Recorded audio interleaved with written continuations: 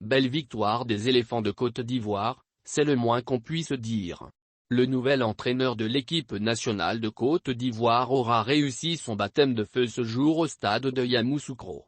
Ce vendredi 3 juin 2022 dans la capitale politique ivoirienne de Yamoussoukro, les éléphants de Côte d'Ivoire rencontraient dans le cadre de la qualification de la Coupe d'Afrique des Nations, CAN 2023, les Chipolopolo de la Zambie. Il était question pour le nouveau sélectionneur des éléphants de Côte d'Ivoire Jean-Louis Gasset d'imprimer ses marques pour son premier match avec l'équipe nationale de football. Pour affronter ses adversaires zambiens, Gasset a, dans un 4-4-2 classique aligné Badra Ali, Conan, Simondé, Boli, Serge Aurier, Seri Jean-Michel, Sangaré, Boga, Max Gradel, Christian Kwame et Sébastien Allais. C'est ce 11 entrant qui était au coude à coude avec les Chipolopolo de la Zambie.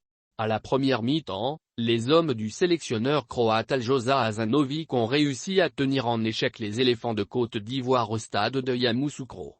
Un nul blanc sur lequel les deux équipes regagnent les vestiaires. Il a fallu attendre à la 66e minute pour voir les éléphants de Côte d'Ivoire ouvrir le score. Sur un corner exécuté par Wilfried Zaha, l'attaquant Max Gradel d'une ouverture du pied trouve le capitaine Serge Aurier qui vient à bout du portier zambien Tosté Zabata, 1-0 pour l'équipe nationale de Côte d'Ivoire. Une ouverture du score qui va pousser les hommes de Jean-Louis Gasset à gagner en confiance.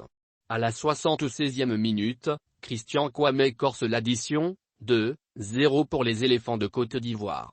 À la 89e minute, sur une passe décisive de Boga, le redoutable Ibrahim Sangaré va alourdir le score 3-0 pour les hommes de Gasset.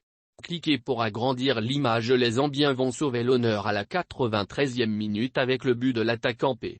Daka. C'est finalement sur le score de 3-1 que les éléphants se sont imposés au stade de Yamoussoukro.